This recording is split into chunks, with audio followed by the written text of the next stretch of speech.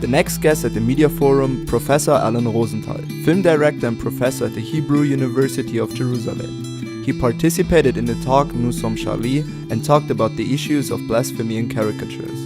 In the interview we spoke about the freedom of speech and how satire can be used as a weapon.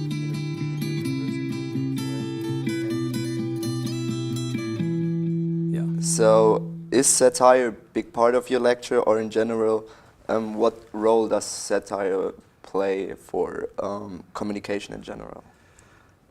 I think I no longer teach there, at least not very much. All right. I think satire is vital in terms of provoking people, making them think about subjects they haven't thought about, getting their brains stirred, in other words, rocking the boat, saying, well, I never thought of that.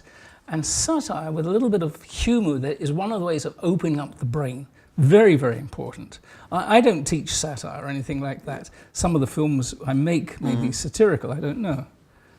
Okay, so do you think satire could be seen as a weapon sometimes? Of course it is.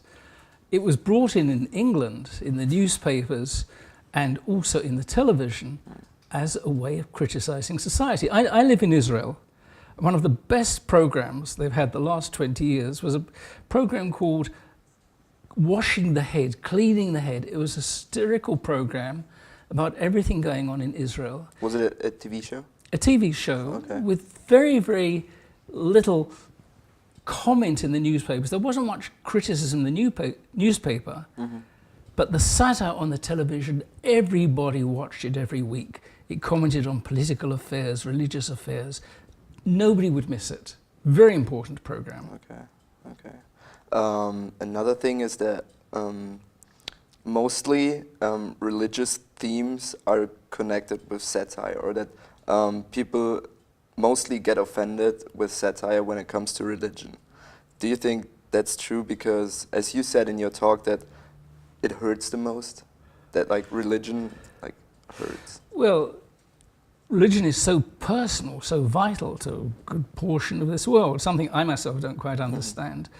But the satire has been used not way outside religion, against politics, making fun of politicians, of pompous politicians and their policies, and showing the ridiculous extremes to which the policies goes. So I wouldn't say satire, at least on television, is mainly confined to religion. In fact, there's, I think, a very small part of it.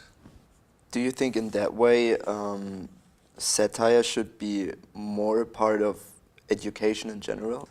No, I don't think so. I don't think the issue is whether more satire should be taught or encouraged.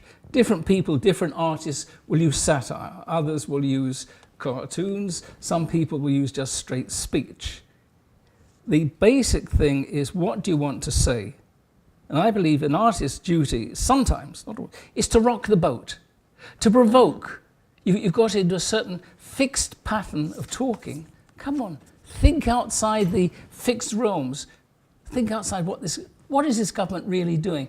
And the way you want to criticize it may be via satire, maybe via a straight piece of writing. Everybody chooses what's best for them.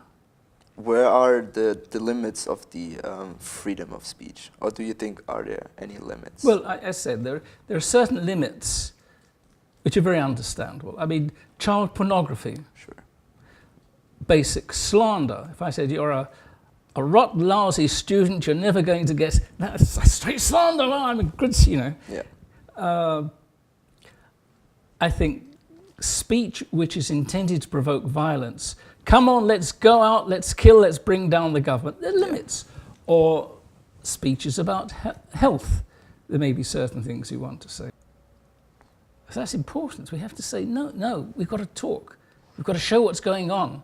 So who is responsible for that? That's the individual. It's the individual journalist.